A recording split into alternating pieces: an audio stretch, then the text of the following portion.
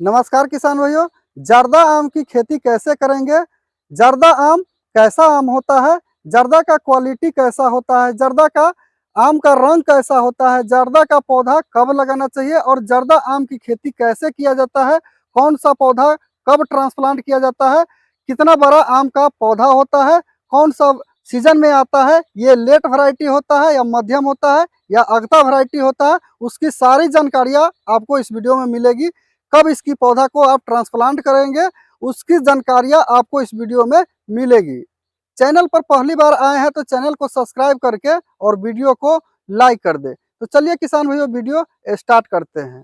तो सबसे पहले बात करते हैं दोस्तों, जर्दा आम का खेती आप कब करेंगे? तो जब जून जुलाई का जो समय आता है उस समय जर्दा आम की खेती आप कर सकते हैं। वही बात करते हैं दोस्तों, जर्दा आम का नर्सरी से अच्छा प्लांट जो होता है वो नर्सरी से ग्राफ्टिंग किया गया जो नर्सरी प्लांट होता है वो लेकर के लगाते हैं, तो सीजन आते ही उस पर फ्रूट आना स्टार्ट हो जाता है।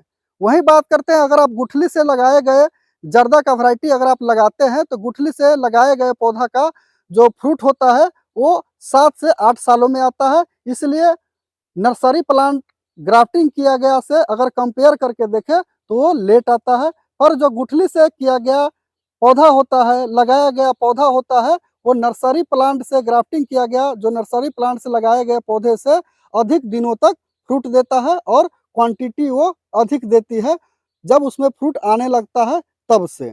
अब बात करते हैं दोस्तों कि पौधा का रोपाई आपको कैसे करना है। तो पौधा के रोपाई के लिए जर्दा आम की पौधा की अगर रोपाई करने जा रहे हैं तो मानसून के समय बारिश के जब महीना आता है जून जुलाई का, तो उस समय आपको एक गड्ढा खोद लेना है। तो 2 फीट की लंबाई चौड़ाई के सर्कल में गोलाई में आपको गड्ढा खोद लेना है और 1 फीट गहरा होना चाहिए।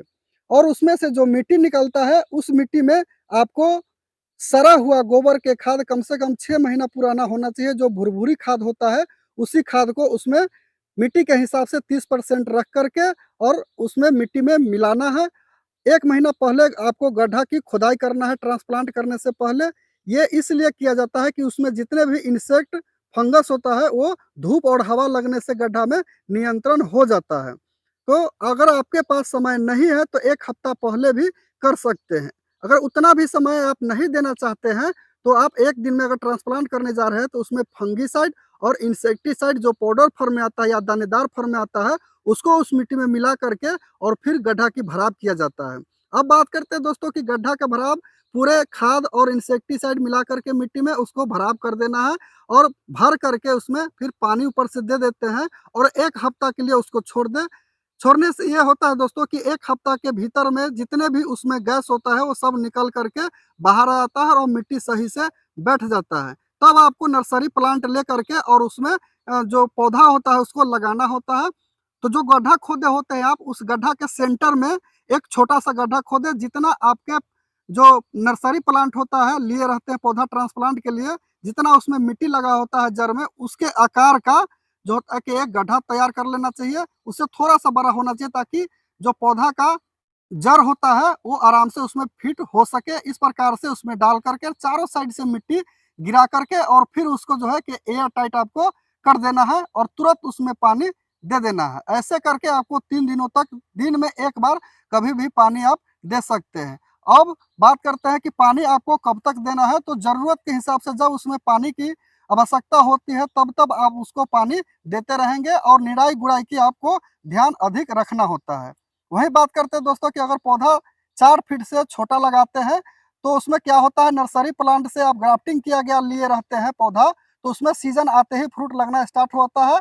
तो 4 फीट से अगर कम का पौधा है या 5 फीट से कम का पौधा है तो उसमें मंजर आता है तो वो तोड़ करके आपको हटा देना, उससे फ्रूट नहीं लेना है क्योंकि वो पौधा पूरे मिच्योर नहीं हुआ रहता है। अगर उससे फ्रूट लेते हैं तो पौधा का जो बनावट होता है, जो ग्रोथ होता है वो रुक जाता है। इसलिए जब वो पौधा 6 फीट से ऊपर हो जाता है तब उससे आप फ्रूट लेते हैं तो उस समय तक पौधा पूरे मैच्योर हो गया होता है फल देने के लिए, तब उससे आप फल लेते हैं तो कोई ज़्यादा दिक्कत उसमें नहीं होती है और नेक्स्ट ईयर आने में आपको क्वांटिटी धीरे धीरे बढ़ती रहेगी। तो इस प्रकार से जो होता है पौधा का ट्रांसप्लांट करना चाहिए। अब बात करते हैं दोस्तों, अगर गुठली से लगाते हैं तो आपको 7 से 8 साल के बाद ही उसमें फ्लावरिंग होता है या उसमें फ्रूटिंग लगता है, उससे पहले नहीं आता है। लेकिन क्वालिटी के साथ साथ क्वांटिटी आपको 6 से 7 साल के बाद आएगी तो धीरे धीरे और बढ़ता जाएगा, और पौधा जो होता है वो बड़ा होने के कारण क्वांटिटी भी आपको बढ़ जाएगी।